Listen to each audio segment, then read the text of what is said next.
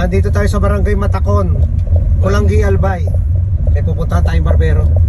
May barbershop siya dyan sa gilid. Oo, yan. Kubo na yan. Shop na yan. Dito tayo papagupit. Pagpapagupit po. Morning. Naramdoon mo pa ako, nalala mo pa ako. No, barbershop. Papahit ako ng bigote. Ito talaga yung kubo, barbershop. Oh, kita niyo naman, kubo talaga.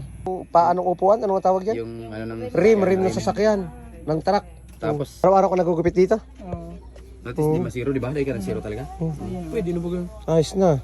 Pwede na baga. Hindi Oh, problema. ito, barber chair niya. Oh. Saka yung ano, Itong balabal mo ginagamit? Ilan ang balabal mo na ginagamit? Dalawa. Ay, dagdagan natin isa, bigyan kita isa. Ayan. yan malupit. Para magkamero ka ng bagong balabal. Ayan.